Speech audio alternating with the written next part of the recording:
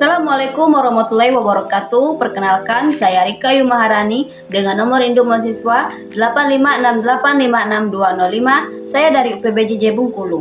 Di sini saya akan melakukan praktikum dengan mata kuliah PDGK 4107, praktikum IPA di SD dengan judul percobaan sistem pencernaan pada manusia. Adapun tujuan utama saya melakukan praktikum tentang sistem pencernaan pada manusia ini adalah yang pertama, untuk memahami struktur dan letak organ, yang kedua, untuk mengetahui fungsi masing-masing bagian, yang ketiga, agar dapat menjelaskan proses pencernaan, lalu yang keempat, mengetahui mekanisme pencernaan. Baiklah, ini organ-organ pencernaan pada manusia. Yang pertama adalah organ mulut. Mulut di sini adalah tempat makanan masuk yang dikunyah dengan gigi agar berukuran lebih kecil, lalu bercampur dengan air liur yang dihasilkan dari kelenjar ludah. Lalu air liur melunakkan makanan dan mulai memecah zat pati atau karbohidrat di dalam mulut menjadi gula sederhana. Makanan berubah menjadi gumpalan lunak yang siap ditelan. Lalu setelah makanan lunak, dia akan turun ke kerongkongan. Di kerongkongan, makanan didorong masuk ke kerongkongan. Dindingnya bergerak bergelombang, dinding kerongkongan, untuk mendorong makanan turun menuju lambung. Jadi fungsi kerongkongan ini adalah mendorong makanan dari mulut ke lambung.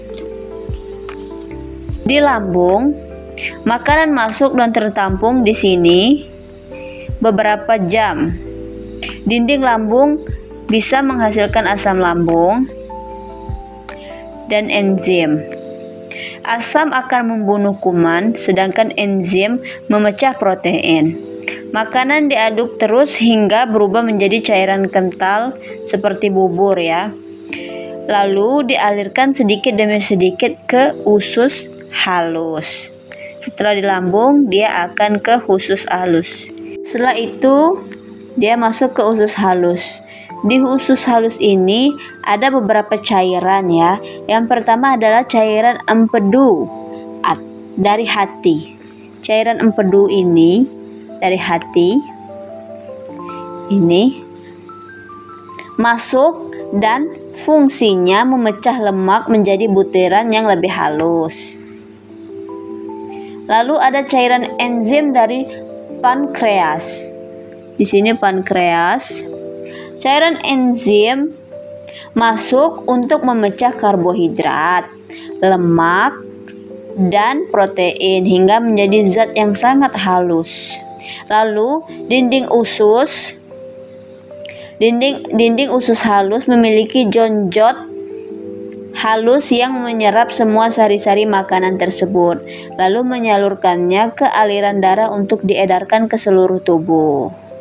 Setelah diproses di usus halus, diedarkan ke seluruh tubuh.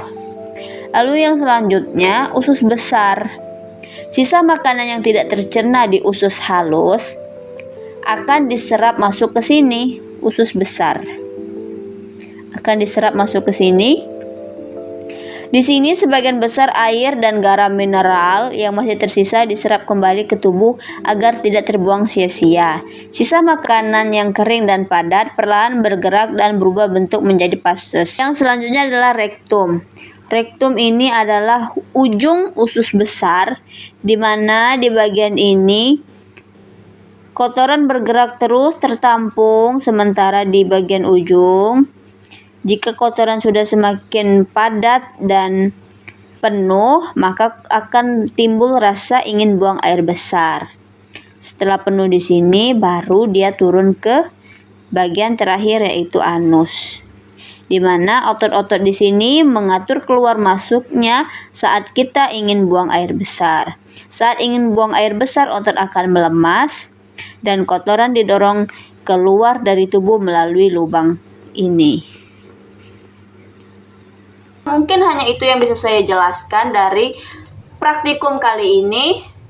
Saya ucapkan terima kasih. Wassalamualaikum warahmatullahi wabarakatuh.